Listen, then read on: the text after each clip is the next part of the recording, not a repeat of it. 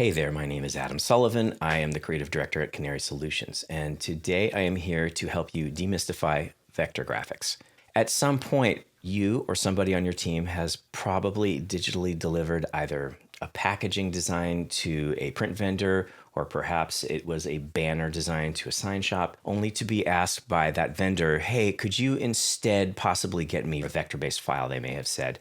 And you are like, what? Vector graphics? What is that? That's very confusing. It sounds very sci-fi. Well, it's actually pretty simple, but if you've ever had a graphic designer try and explain it to you over an email or a text, it can get a little daunting. So it's better for me to actually show you, and that's why we're here doing this video today. So let's dive in and take a look at what that all means. All right, so if you look at my desktop right here, you'll see that I have highlighted a file that ends in PNG. Most of you these days, I think, are probably pretty familiar with PNGs and JPEGs because anyone that's downloaded something off of a website or off of Google image search, that's kind of the deal, right? You know, it's usually a PNG or a JPEG or maybe a WebP. They're all the same kind of graphics. They're what's called pixel-based graphics. So let's open this up and we'll talk about what that means really quickly first. So pixel-based, most people know what pixels are these days, right? So if we zoom in on this, we can see that the entire image is made up of little dots that pixelate if you get too close to them. And that's all dependent on how high resolution the file is.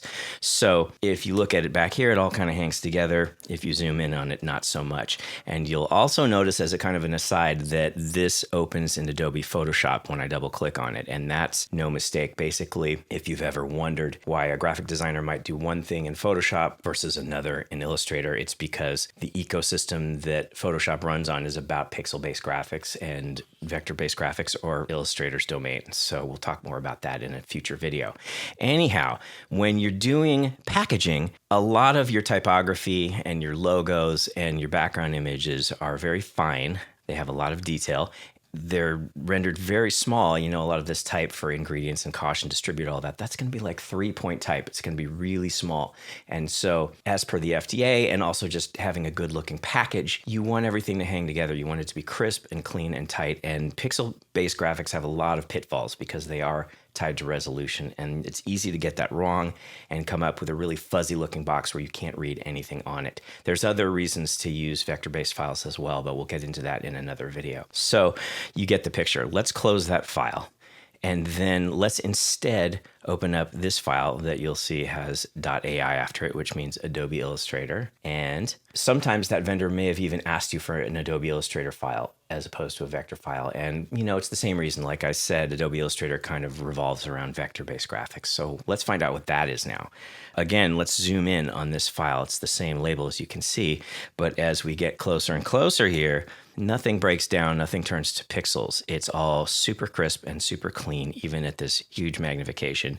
Every aspect of it is just fine. So why is that? Well, let's look at this in a different view. And so what you'll see here is that vector-based graphics are called that because of one thing alone. If I click on this letter R, for example, you'll see that there's a bunch of little dots and they're all connected by lines. That line that connects those two dots, that's the vector. That's what they're calling a vector. A vector graphic is basically an image that's made up completely of math. There are no pixels whatsoever. It's really just the computer saying, here's a point, here's another point, connect them with a vector, connect them with a line. And that's basically it. But what that really means is that it's scalable. You can make this thing as big as you want. And, you know, your logo won't break down on a banner that is 10 feet wide. Your tiny little typography on that package is going to look beautiful, and so will your logo, and so is the background image. So that's the real reason why vector graphics kind of matter. And then also the beautiful thing about them is that because they're just made out of these points, you can do anything that you want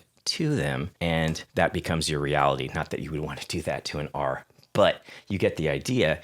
A lot of graphic designers do their job in Adobe Illustrator, particularly when it comes to packaging, branding, logos, is that the ideation happens really fast and the creativity happens really fast because anything you can think you can just kind of do, you're just kind of moving dots around and you can make any shape that you want really quickly. So that is kind of the main reason why vector graphics matter, is that it's to keep things clean and keep things clear. And I hope that helps a lot. And the next time that a vendor asks you for a vector file, you'll know what to do. Thanks for listening.